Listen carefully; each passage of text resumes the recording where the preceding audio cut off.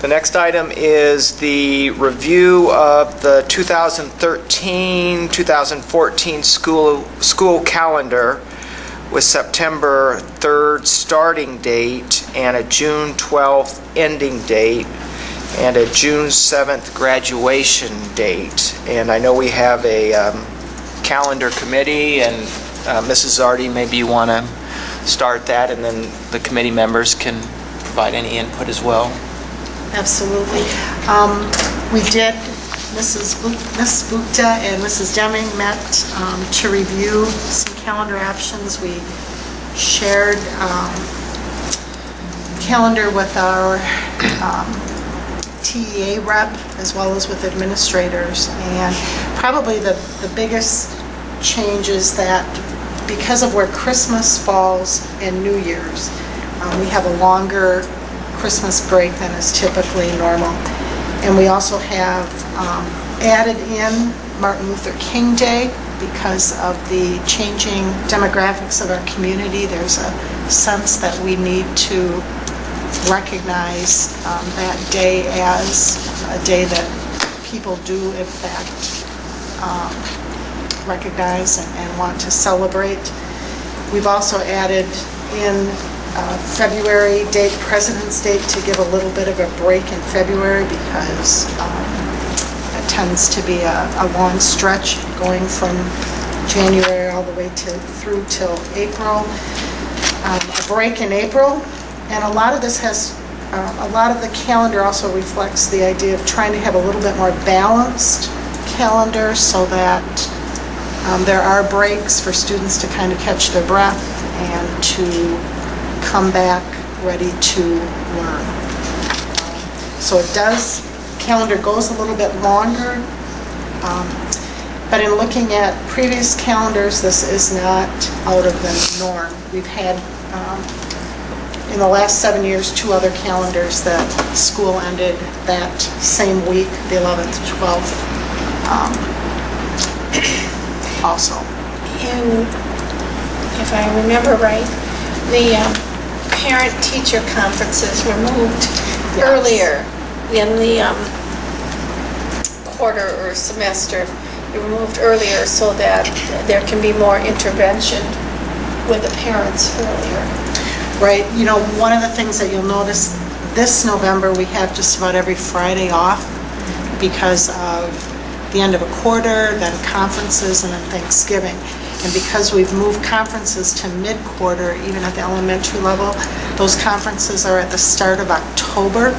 So the quarter does end on November 5th, first quarter, and then we'll use Veterans Day as a day when students will be off from school, but our staff will be working to do grades and have some in-service time on that date.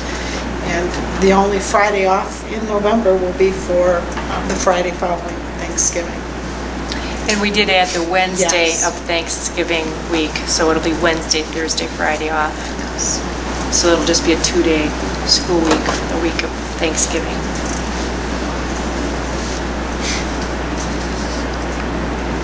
There were some questions about coming back on January 2nd and 3rd, which is a Thursday and Friday. But as a committee, we felt we wanted to try to do that 2 full-week break so that students would have a good break if families wanted to take some vacation time or just be home.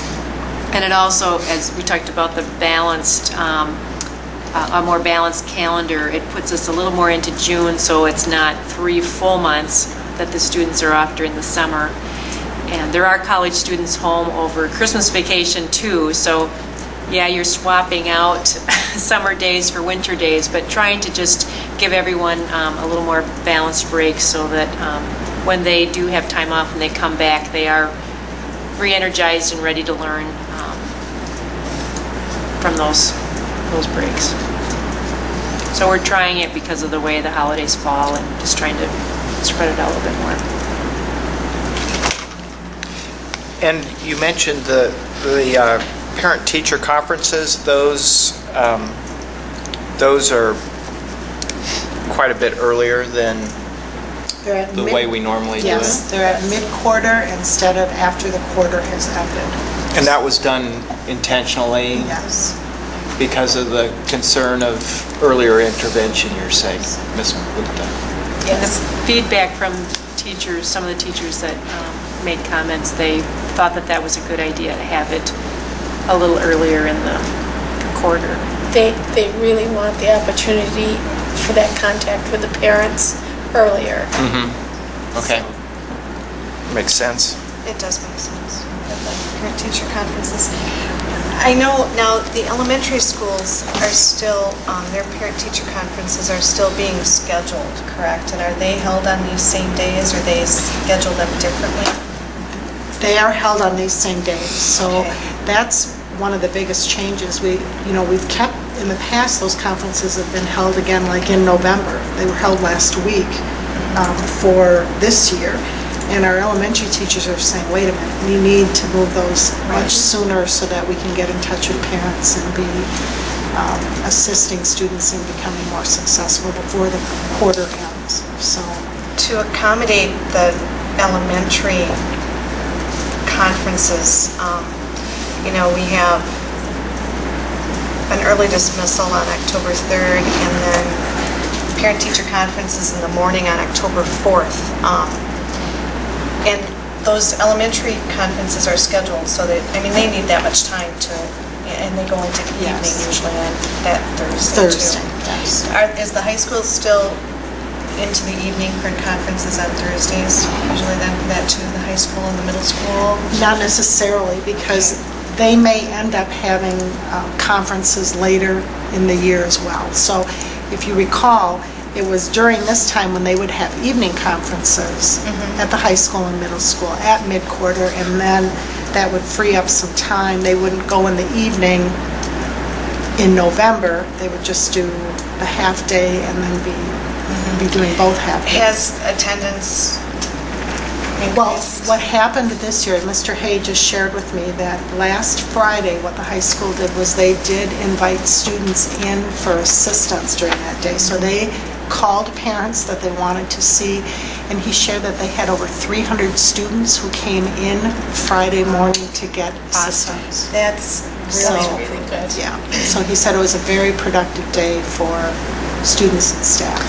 Parents had an email from Mr. Hayes saying, the conferences were on Thursday from 1:30 to 3:30, but that, so anyone could come in, but that Friday morning they had special scheduled conferences for those struggling students, and that's awesome that they had that many come to conferences. Yeah, otherwise, I know that time was never very well utilized before, and so it was always a concern that we were not having student contact time when, there really was no real bang out of that time.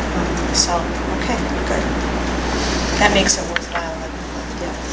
The only other concern I've had, I know we'd like to have that shorter break in the summer because we're working through all that. And I know the teachers have all said, once May hits, because of spring and our, where we are, the students get a little claustrophobic being inside all that time. So it's kind of tough to think about going to June without a break, but yet the only way to accommodate a shorter break is to go a little longer. I think the 2 weeks at Christmas is a good idea, and the early conferences are a good idea. Well, they have a Really spring do. break. Yes, and the spring break, and Yeah. just that much time is a nice break. But And we it's- have gone that late Oh, I know. before, Yep. so Yeah, we'll see what a happens. trade-off. I know, it's never perfect. And I think, from the meetings that we've had, our Flexible Learning Year Committee, I think it's been said repeatedly that kids are ready to come back in August, and they are ready to be done at the end of June, or excuse me, at the end of May. So as we continue to work on that calendar, hopefully, we can be trying to influence DPI and the state legislature to reconsider that September 1st start date. Because if we could start in earlier August, that would allow us to finish a little bit earlier and not have that 12 weeks off during the summer, which is just not helpful for students at all in terms of retention of material and skills. we're very fortunate with our summer school programming, both the elective type programming and the remedial. I mean, it's so important to, we're fortunate here. And I think for people watching, it is worth pointing out that what some people might not realize, by state law, school cannot begin before September 1st. September 1st. So when we're trying to create a calendar that makes more sense and possibly trying to push it back or work in some of these breaks, that's a wall that we're up against at this point unless we could get permission to get out of that state requirement. And I'm not saying that we are going to, but it is one of the walls that we're up against when we're working on a calendar. And I will point out, this is not for approval. Tonight we decided to bring it out for discussion and review. This is one of those things that parents and the community can think about, and if they have thoughts on it, certainly give us feedback. Right, we'll have it on for approval next month. Okay, bring it back for approval. Any other comments or discussion on that? All right, well, thanks for the calendar committee for doing that work. Some interesting ideas.